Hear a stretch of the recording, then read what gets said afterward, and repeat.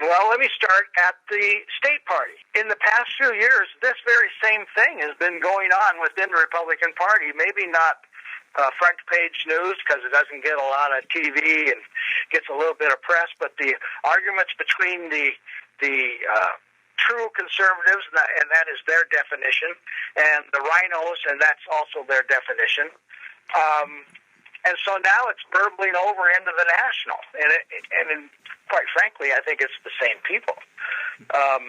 I've never seen anything like this before, and I'm certainly not the elder statesman, but I wish that candidates would just talk about what they have to offer and leave the other guy to fend for himself, and they just don't seem to be willing to do that, or their surrogates are telling them, you have to do this in order to survive.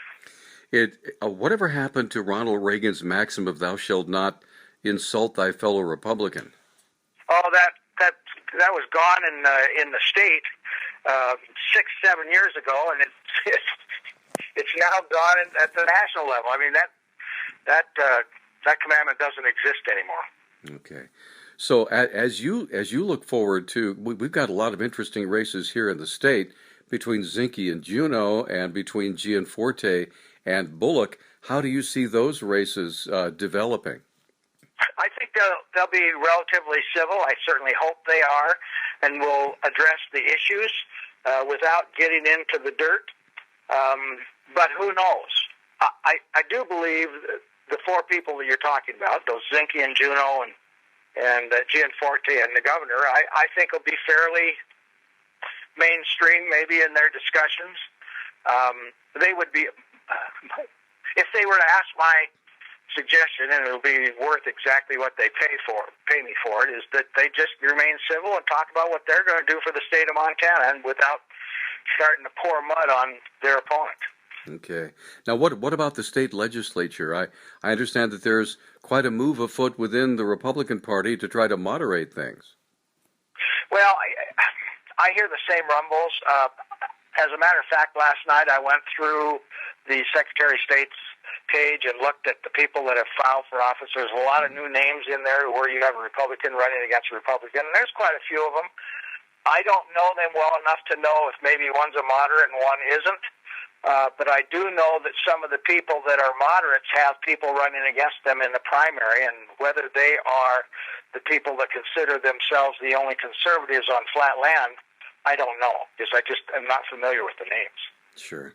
So as we look at the presidential race, do you see it even possible for Donald Trump to actually win the nomination and be in the general against, say, Hillary Clinton?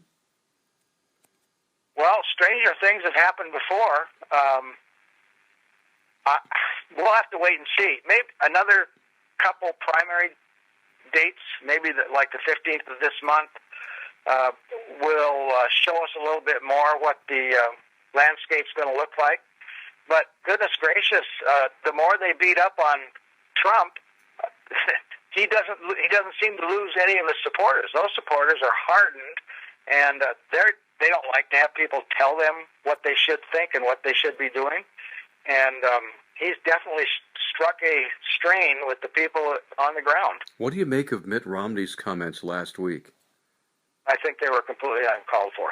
As long as he talked about policy, and he did talk about some policies because I've read the transcript, was fine. But when he start taking after one candidate of many and trashing them, you begin to lose your credibility. I'm very disappointed in what he did.